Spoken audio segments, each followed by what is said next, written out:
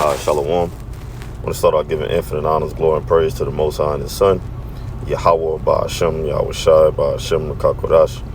Double honors to our apostle, elder bishop, the great millstone, Ruel. Teaches this truth 100%, no cut. Double shalom and salutation to the Akim, pushing his word across the four winds in true faith and sincerity, giving all diligence. I want to just get into a quick lesson. I don't want to write the Lord's will is edifying it to the point. This lesson was inspired through the Spirit, by the beloved brother in the camp. Yakal, he had posted this as you see on the screen, this little screenshot, and it's true, man. Okay, as we're about to get into, man, we can't be guided, by emotions. We have to be guided by the truth. Now, mind you, we do have emotions, but they have to be tempered by the truth, man. The truth has to guide our emotions, man. And not the other way around, because the truth follows nothing, man. We follow the truth. We follow Yahweh Ba'ashem Yahweh Shah. Therefore, we must guard our minds, with the precepts, with these scriptures, man, with the spirit and power Yahweh Ba'ashem Yahweh Shah, that the Lord has bestowed upon, each individual, of the hopeful elect, man. Lord willing, we of that, man. All right, because your emotions will have you outside of this truth. Your emotions will get you killed, man. Untempered. If you don't have no control over your emotions, man. Your emotions have you goddamn fired. Again, man, have you in a bad spot, man. If not dead, man. But this truth is supposed to guide us, supposed to help to temper, our emotions, to help give us self-control, spiritual control of our spirits, man. But let's get it. It says, when feelings become your authority, truth becomes your enemy. And that's a fact, man. Because now you're denying the truth. You're angry, you're pissed off, you're sad, you don't want to hear anything, man. You're in your emotions, man. Nothing, can't no logic, nothing logically be explained to you, man. Because you're not going to be able to receive it, because as we just read, your feelings become your authority. You're guided by your feelings and not by the truth. Not by reason, all right, which is found in us being men of the Lord willing, we have the elect and we endure to the end, or believers. The sincere sisters that follow the truth, man. Us being believers, man, we have to make sure that we're being guided, by the Spirit, operating in truth and not in emotion, if it don't align with truth, Well, let's get into it, man. This is Ecclesiastes 7 and 9, the NLT.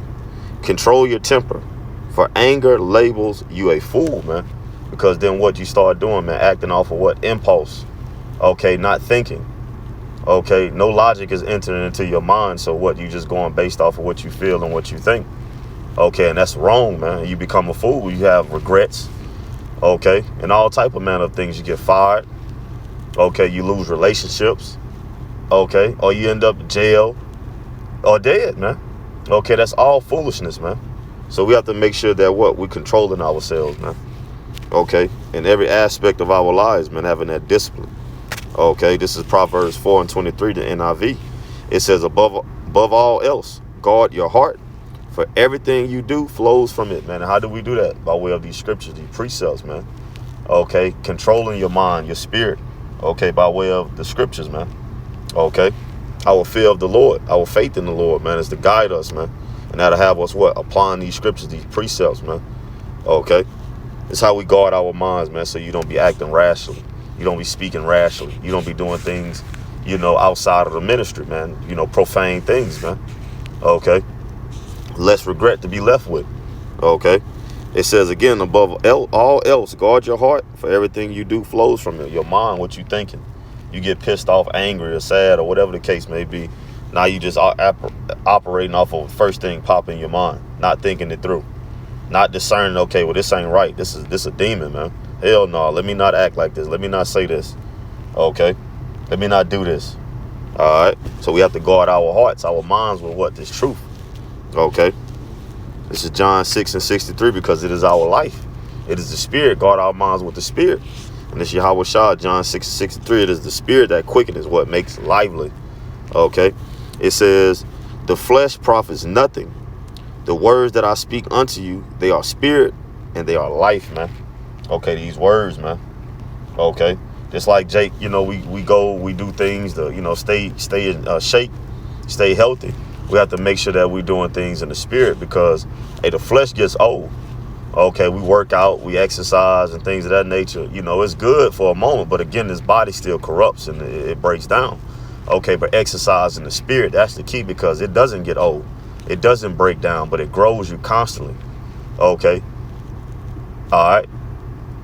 Immortal riches, man. Okay, in the spirit, man. So we have to make sure that what we're controlling our spirits, we're exercising our spirits and growing, okay, in the spirit and power of Yahweh Hashem Yahweh Shah, man. All right, to have that restraint over this flesh. Okay, so we don't act off of impulse. Okay, so we don't become foolish. Okay, so our feelings don't be the authority over us, and then our enemy becomes the truth. Okay, because we're denying the truth by way of what? Leaning upon our own understanding. All right. Galatians 5:16, the Amplified Bible. But I say walk habitually, continually, ongoing, giving diligence, consistently, habitually in the Holy Spirit, the Rakak Wadash. It says, seek him and be responsive to his guidance. Who is that? Yahweh Shem Yahweh Shah. And then you will certainly not carry out the desires of the sinful nature, which responds impulsively without regard for the Most High and his precepts. See, there it is. Let's get that word, impulsively. Without forethought or on impulse, man. No logic. Okay.